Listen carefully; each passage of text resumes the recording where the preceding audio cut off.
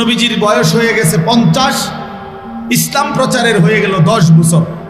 এই 10ম বছর নবীজির চাচা আবু তালেব তিনি ইন্তেকাল করছেন। তার 5-7 দিন পরে স্ত্রী খাদিজা রাদিয়াল্লাহু তাআলা আনহা তিনি ইন্তেকাল করছেন। এই দুইজন আপন মানুষ নবীজির ইন্তেকাল করছেন নবুয়তের 10ম বছর। 11তম বছর আল্লাহ নবী সাল্লাল্লাহু আলাইহি সাল্লামের উপরে ইনাদের ইন্তেকালের কারণে মক্কার কাফেররা জুলুম নির্যাতন অত্যাচার খুব বাড়ায় দিছে নবীজির উপরে।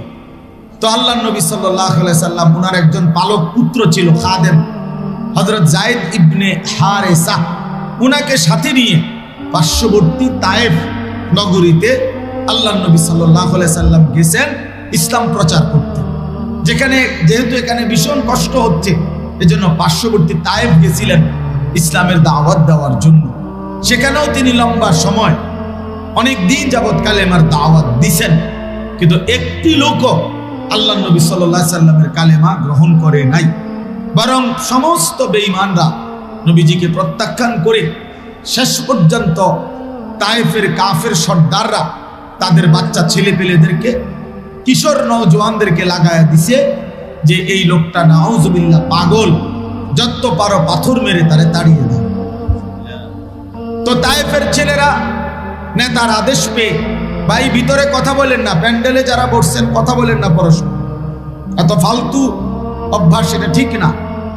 বললাম মোবাইল টিপবেন না, আপনার কোনো কাজ থাকলে কথা থাকলে বাইরে যথেষ্ট জায়গা আছে, সেখানে গিয়ে কথা বলেন। ওই প্যান্ডেলে আপনার নিজস্ব কথার জন্য দেওয়া হয় না। তো এই কারণে শুনেন, আল্লাহ নবী সাল্লাল্লাহু আলাইহি সাল্লামকে অজরে তায়েফের বাচ্চারা পাথর মারছে। পাথর মারার পরে নবী সাল্লাল্লাহু আলাইহি সাল্লামের সারা দেহ রক্তাক্ত হয়ে গেছে। এই পরিমাণ রক্ত ঝরছে, হযরত যায়েদ বলেন আল্লাহ নবী সাল্লাল্লাহু আলাইহি সাল্লামের জুতা মুবারক তার পায়ের সাথে এইভাবে জমাট বাইধা গেছে, আমি যায়েদ নবীজির জুতা মুবারক খুলতে পারতেছিলাম না। সারা দেহের মধ্যে রক্তাক্ত হয়েছে। হযরত যায়েদ বলেন আমি নবীজির পবিত্র দেহের রক্ত আমার গায়ে মাখতেছিলাম, এভাবে রক্ত ঝরছে। আল্লাহ নবী সাল্লাল্লাহু আলাইহি সাল্লাম এই রক্তাক্ত দেহ নিয়ে তায়েফ থেকে মক্কায় ফিরে আসছেন। মক্কায় যখন ফিরে আসছেন 11তম বছর শেষের পথে, নবীজির 51তম বছরের শেষ দিকে, এই তায়েফ থেকে ফিরে আসার পরে মক্কার কাফেররা, কুরাইশরা এবার নবীজির বিদ্রুপ, ব্যঙ্গ, ঠাট্টা, তিরস্কার, ভৎসনা আগের চাইতে বেশি, অনেক বেশি করছে। তারা এখন বলতে লাগছে, মুহাম্মদ গত 10টা বছর 11টা বছর তুমি মক্কার জমিনেও দ্বীনের তোমার কালেমার প্রচার করলা, উল্লেখযোগ্য কেউ তেমন বেশি লোক ঈমান আনেও নাই, বরং তোমার বিরোধিতাকারী বেশি। তুমি বহুভাবে এখানেও নির্যাতিত হইলা, এখন তায়েফে গেলা, সেখানেও তো তোমার কালেমা কেউই গ্রহণ করে নাই, তোমারে দূর দূর করে তাড়ায় দিছে, এমনকি বাচ্চারা পর্যন্ত তোমারে পাথর মারছে। বাচ্চারা যারে মারে আর কি। তাহলে অতএব বোঝা গেল মুহাম্মদ তুমি যে বলো তোমার সাথে আল্লাহ আছে, এটা ভুল। আসলে তোমার আল্লাহ যদি থাকতো তো তোমারে ইজ্জত দিল কই, সম্মান দিল কই, মর্যাদা দিল কই, ভালোবাসলো কই? এইভাবে আজকে 11টি বছর তুমি বারবারই নির্যাতনের শিকার হচ্ছ। তাহলে বুঝাই গেল তোমার আল্লাহ তোমারে কই দিল ইজ্জত। তোমারে বাচ্চারাও পাথর মারে, তো তোমার এর চাইতে বড় বেইজ্জতি আর কি হইতে পারে? বাচ্চারা যারে নিয়ে ঠাট্টা মস্কারি করে, এর চাইতে বড় অপমান আর কি হতে পারে?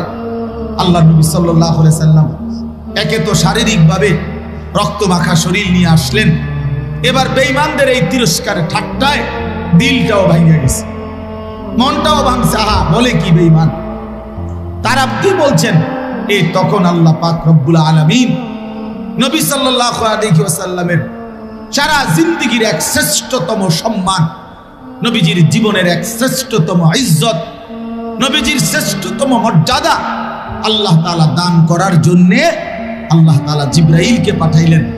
জিবরাইল, আমার জান্নাতি বুরাক নিয়ে যাও আমার বন্ধুর কাছে।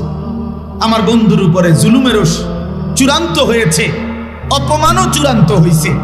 আমার বন্ধুর প্রতি ফোঁটা রক্ত আমি দেখছি, আমার বন্ধুর প্রতি ফোঁটা চোখের পানি ঝরছে আমি তাও দেখছি।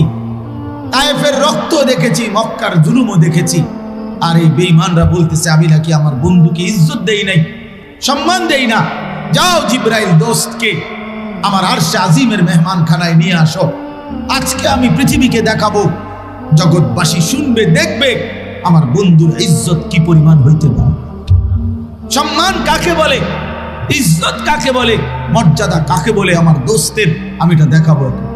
যাও নিয়ে আসো জিবরাইল, যাও জিবরাইল জমিন থেকে আমার বন্ধুকে 7 আসমান ভেদ করে আমার আরশে আজিমে পৌঁছিয়ে দাও। তায়েফের রক্ত আমি মাওলা নিজে মুছে দেব, চোখের প্রতি ফোঁটা পানি আমি আদর করে মুছে দেব।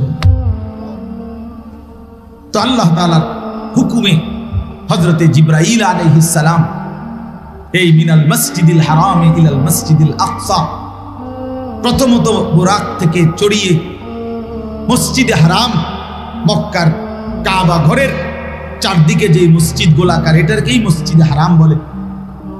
এই মসজিদে হারাম থেকে নবীজিকে বুরাকে চড়িয়ে এরপরে মসজিদে আকসা, যেটা বর্তমান ফিলিস্তিন, বাইতুল মুকাদ্দাস জেরুজালেম, ফিলিস্তিনের একটি গুরুত্বপূর্ণ এলাকা, ওইখানের একটা মসজিদ মসজিদে আকসা।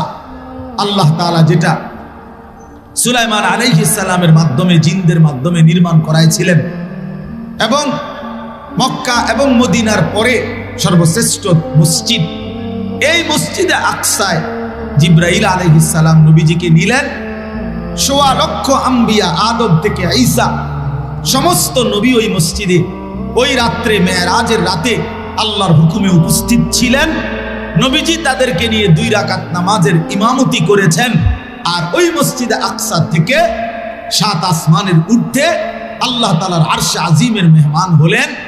তো আল্লাহ তাআলা সেখানে নিয়ে নবী সাল্লাল্লাহু আলাইহি সাল্লামকে বললেন, বন্ধু আনলাম, এই যে এখন এখানে যেখানে এনে দাঁড় করাইলাম দোস্ত, এটা আমার আরশের উপরে। এবার আপনি আপনার 2টা মর্যাদা শুধু বুঝেন বন্ধু।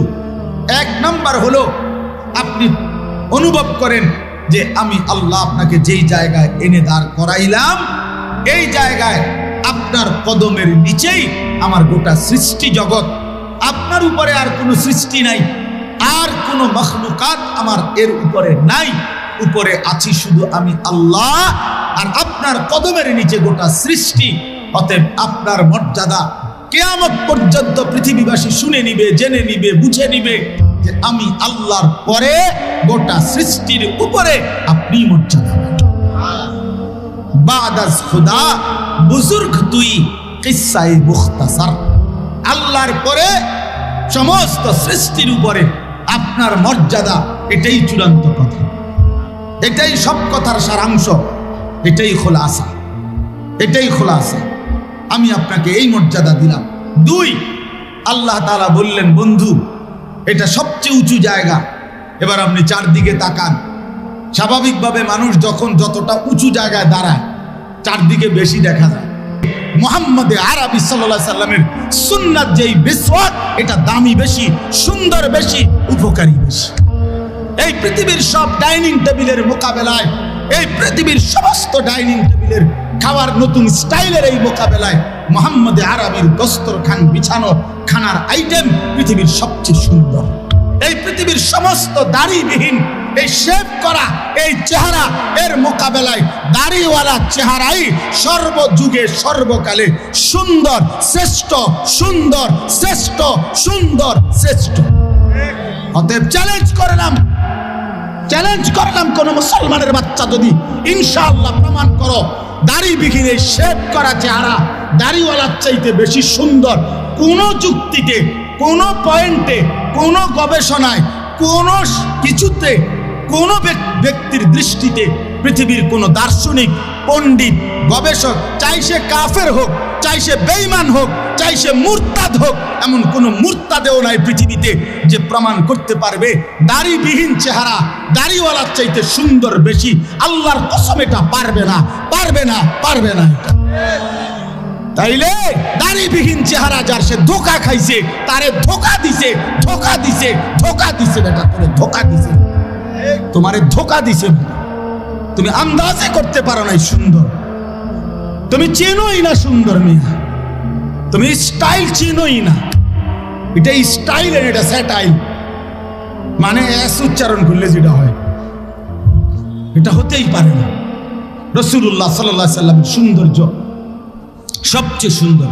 তিনি হাসলেও সুন্দর, তিনি কাঁদলেও সুন্দর, তিনি হাঁটলেও সুন্দর, তিনি বসলেও সুন্দর, তিনি কথা বললেও সুন্দর, তিনি চুপ থাকলেও সুন্দর, তিনি তাকাইলেও সুন্দর, তিনি নজর নামাইলেও সুন্দর, তার দিকে তাকাইলেও সুন্দর, তিনি খাইলেও সুন্দর, হাত ধুইলেও সুন্দর, তিনি বাথরুমে ঢুকতেও সুন্দর, বাথরুম থেকে বের হলেও সুন্দর, তিনি মসজিদে ঢুকতেও সুন্দর, তিনি মসজিদ থেকে বসতেও সুন্দর।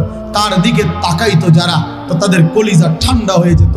শত শত সাহাবী এমন ছিল যারা কলিজার দুঃখ বেদনা মুছাইতো নবী সাল্লাল্লাহু আলাইহি সাল্লামের মুবারক চেহারা দেখে দেখে, চেহারা দেখে দেখে, চেহারা দেখে দেখে। এই জন্য দোস্ত আমার, রাগ করেন না, রাগ করার কোনো সুযোগ নাই। ইনসাফ করেন, ইনসাফ করেন, এইটাই শেষ কথা। আল্লাহ নবী সাল্লাল্লাহু আলাইহি সাল্লামের মতো এত বড় শ্রেষ্ঠ নবী, দামি নবী, এত বড় মর্যাদাপূর্ণ নবী, এত বড় বৈশিষ্ট্যমণ্ডিত নবীকে পেয়ে তাকে প্রত্যাখ্যান করলেন কেন? কেন? ডাইনিং টেবিল ভুল হয় না, দস্তরখান মনে থাকে না, ব্রাশ ভুল হয় না, মেসওয়াক চিনিল না, কেন?